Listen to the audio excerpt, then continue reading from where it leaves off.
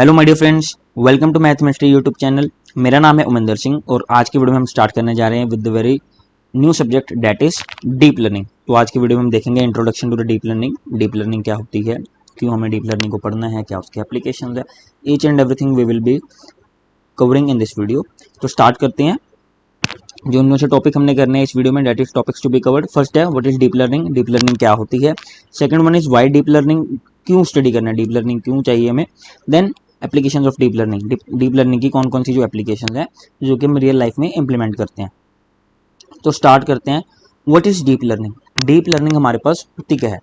It is a branch of machine learning. ये क्या है, एक ब्रांच है मशीन लर्निंग की which is based on artificial neural networks, जो कि ANN के बेसिस पे काम करती है। क्या है, ब्रांच है मशीन लर्निंग की which is based on artificial neural networks. अब आर्टिफिशियल का मतलब आपको सभी को पता ही है, जो कि फिजिकली एग्जिस्ट ना करके मैन मेड होता है, ठीक है। तो अब हम देखते हैं आर्टिफिशियल न्यूरल नेटवर्क्स क्या होते हैं। तो जो न्यूरल नेटवर्क्स हैं उनको हम आगे ही इसी डेफिनेशन में देखेंगे। उससे पहले सेकंड पॉइंट को डिस्कस करते हैं। Deep learning is capable of basically learning the complex patterns. ये बहुत इंपॉर्टेंट पॉइंट है कि ये कॉम्प्लेक्स पैटर्न्स की स्टडी को करता है। जो डीप लर्निंग हमारा सब्जेक्ट है, ये कॉम्प्लेक्स जितने भी पैटर्न हैं उनको स्टडी करता है, as well as relationships within the data. जो भी हमारे पास पर्टिकुलर डेटा है उसके बीच में कौन कौन सी जो रिलेशनशिप्स हैं जो कि एट ए पर्टिकुलर इंस्टेंट पे डिफाइन की जा सकती हैं, वो हम किसकी हेल्प से पता कर सकते हैं, डीप लर्निंग की हेल्प से पता कर सकते हैं। Based on ANN that is artificial neural network also known as deep neural networks. इसको डीप न्यूरल नेटवर्क्स भी कहते हैं, ANN को, ठीक है जी। अब हम देखते हैं न्यूरल नेटवर्क्स क्या होते हैं। जो हमारे पास न्यूरल नेटवर्क्स है ना, these neural networks are inspired by structure and function of human brains biological neurons. जो भी ह्यूमन ब्रेन्स के जो बायोलॉजिकल न्यूरन्स होते हैं, न्यूरन्स हमारे पास फंडामेंटल यूनिट होते हैं, ठीक है, ब्रेन्स के, जो काइंड ऑफ एक सेंसर होते हैं जो कि एक्सटर्नल वर्ल्ड में से आपको बेसिकली आपके ब्रेन को इनपुट प्रोवाइड करते हैं कि क्या हो रहा है, जो आप सेंस कर पा रहे हो, ठीक है, न्यूरन्स की हेल्प से। And they are design to learn from large amounts of data. इस तरह से डिजाइंड होते हैं कि आप जितना भी लार्ज अमाउंट ऑफ डेटा हमारे पास अवेलेबल है उसे हम कुछ ना कुछ सीख पाएं। That is the concept of basically artificial neural networks. जो न्यूरल नेटवर्क्स हमारे पास आर्टिफिशियल है, जो कि मैन मेड होंगे, जो कि ह्यूमन टेंडेंसी को अडॉप्ट करके कहीं ना कहीं ये प्रिडिक्ट कर पाएंगे कि हमारे एनवायरनमेंट में आसपास में क्या चल रहा है। अब एक डायग्राम देखें यहाँ पे। सबसे पहले लिखा हुआ हमने AI मीन्स की आर्टिफिशियल इंटेलिजेंस। ये तो आप सभी को पता ही है, आर्टिफिशियल इंटेलिजेंस आज की डेट में इसी का जमाना है, आने वाला जमाना जो दौर है वो आर्टिफिशियल इंटेलिजेंस के है बेसिकली हमारे पास, ठीक है जी। देन उसके बाद आता है हमारे पास ML stands for machine learning. Artificial intelligence कह लीजिए हमारे पास सुपर सेट है, उसका सबसेट है हमारे पास machine learning. Then machine learning का सबसेट है हमारे पास that is called deep learning, जो कि हम इस वीडियो में देख रहे हैं, ठीक है जी। ये आगे हमारे पास डीप लर्निंग, और इन सभी को एकोमोडेट करता है जो कंसेप्ट है, जो सब्जेक्ट है, जो basically artificial intelligence, machine learning as well as deep learning, तीनों को ही इन्वॉल्व करता है। That is basically our data science. तो वो सभी को मिल जुलाकर जो आप कह सकते हो वो है डेटा साइंस, ठीक है जी। अब हम ग्राफिकल इंटरप्रिटेशन देखेंगे कि वाई DL, क्यों हमें डीप लर्निंग चाहिए, डीप लर्निंग का कंसेप्ट की क्यों नीड पड़ती है। तो अब यहाँ पे देखिए अलोंग द एक्स एक्सिस, ये वाली जो चीज़ है जो मैं यहाँ पे लिख रहा हूँ स्क्रीन के ऊपर आप देख सकते हो, अलोंग द एक्स एक्सिस हमारे पास क्या है, अमाउंट ऑफ डेटा है। अलोंग द वाई एक्सिस, ये जो हमारे पास वर्टिकल एक्सिस होती है that is basically y axis. तो अलोंग द वाई एक्सिस हमारे पास क्या है, किसी भी परफॉर्मेंस को, एल्गोरिथम की परफॉर्मेंस को ये बता रहा है, ठीक है जी, इतना हमें क्लियर है। अब आप ग्राफ में देखिए कि जो हमारे पास मशीन लर्निंग है वो कहीं ना कहीं स्मॉल एक्सटेंट, जो हमारे पास स्मॉल अमाउंट ऑफ डेटा है ना उसके ऊपर तो बहुत अच्छी तरीके से काम करेगी। तो वहाँ पे हमारे पास क्या आ जाती है, मशीन लर्निंग। लेकिन जैसे ही डेटा कॉम्प्लेक्स होता जाएगा, डेटे की अमाउंट बढ़ती जाएगी, तो उस केस में मशीन लर्निंग को हम यूज़ नहीं करेंगे, उस केस में हमारे पास आ जाएगी डीप लर्निंग। और आप यहाँ पे ग्राफिकल इंटरप्रिटेशन से भी देख सकते हो कि डीप लर्निंग की परफॉर्मेंस इन केस ऑफ जैसे डेटा की अमाउंट बढ़ती जाती है वैसे ही परफॉर्मेंस भी इंक्रीज होती जाती है डीप लर्निंग की।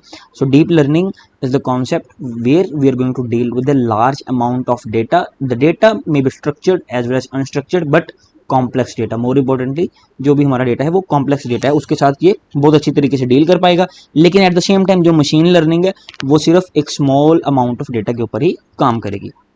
वाई DL, स्टार्टिंग वाला फर्स्ट पॉइंट देखिए, handle huge amount of data as well as complex problems, ठीक है जी। Amount of data and complex problems.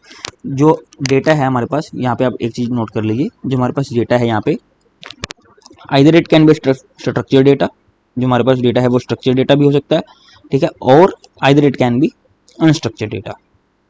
तो ये भी डिपेंड करता है कि कौन से डेटा के साथ हम डील कर रहे हैं। बट इसमें डीप लर्निंग में चाहे स्ट्रक्चर डेटा है चाहे अनस्ट्रक्चर डेटा है, उन सभी को इसकी टेंडेंसी है कि ये उसको हैंडल कर लेता है इजीली। देन उसके बाद आ जाता है हमारे पास कॉम्प्लेक्स प्रॉब्लम, जैसे कि आपने पहले भी डिस्कस किया कि ये कॉम्प्लेक्स प्रॉब्लम्स को भी इजीली हैंडल आउट कर सकता है।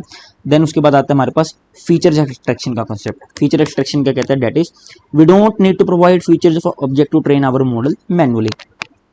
मान लीजिए हमारे पास कोई एक ऑब्जेक्ट है यहाँ पे, ये क्या है हमारे पास ऑब्जेक्ट है, ठीक है जी, ऑब्जेक्ट है, और एक हमारे पास यहाँ पे क्या पड़ा है, मॉडल पड़ा है, ठीक है जी। तो हमने अपने मॉडल का क्या करना है, ट्रेन करना है basically with respect to this object. क्या हमने इसको डेटा प्रोवाइड करते जाना बेसिकली, तो कि जो हमारा मॉडल है वो इजीली आइडेंटिफाई कर सके कि जो हमारे पास स्पेसिफिक ऑब्जेक्ट है वो क्या है, ठीक है।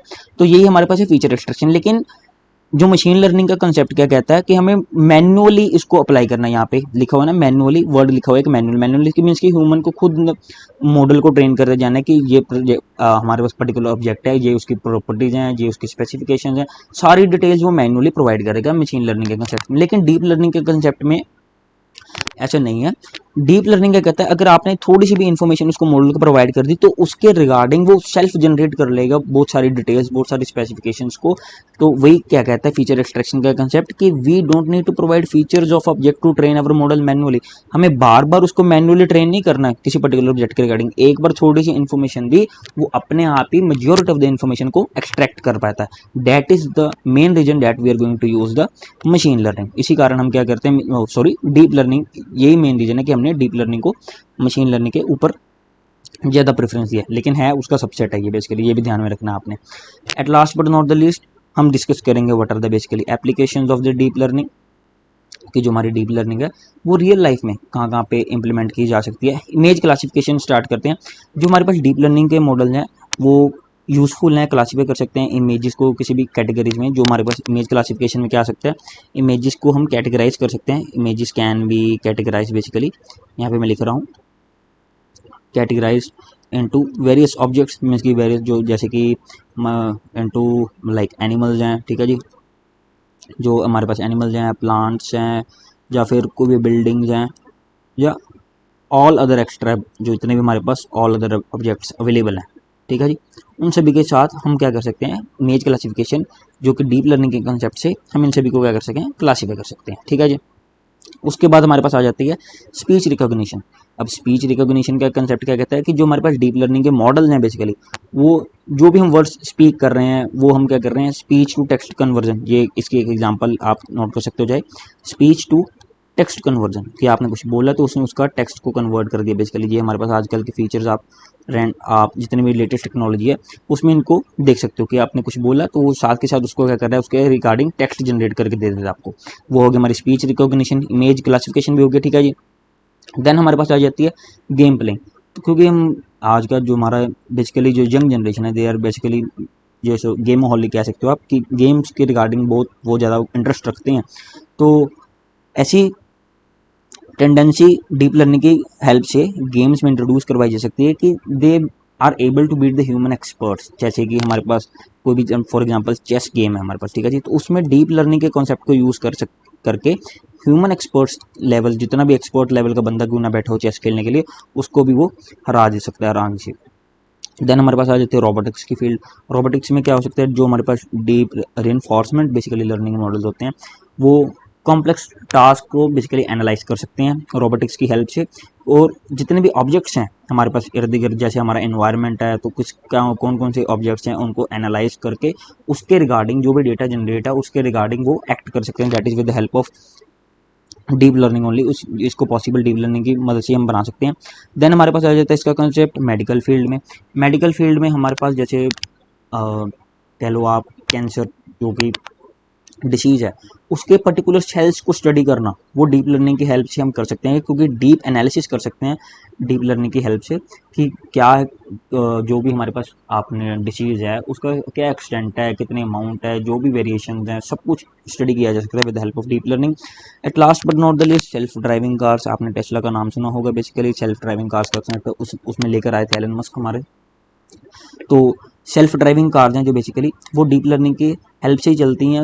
मीन्स की डीप लर्निंग का कंसेप्ट उनमें यूज़ किया गया है। कैसे किया गया है? क्योंकि हमारे पास जो हमारा इन्वायरमेंट है, सभी ऑब्जेक्ट्स हैं, जितनी भी बिल्डिंग्स हैं, रोड्स हैं, जो भी हमारे पास रास्ते में जो कुछ भी आ रहा है, सभी ऑब्जेक्ट्स को वो डीपली एनालाइज कर सकता है और उसके अकॉर्डिंग ही जो हमारी सेल्फ ड्राइविंग कार है वो उसके अकॉर्डिंग ही एक्ट कर सकती है, मीन्स की वो रोड पर चल सकती है।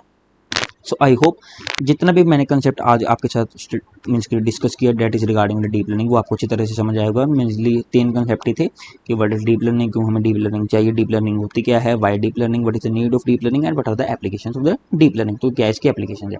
So in the next coming video I will definitely be discussing with you what are the advantages as well as the disadvantages of the deep learning. तब तक के लिए आप वीडियो को लाइक करें, चैनल को कर लीजिए सब्सक्राइब, बिकॉज और अमेजिंग वीडियोज मैं आप सबके लिए आने वाले दिनों में लेकर आने वाला हूँ। So may God bless you all and thank you very much.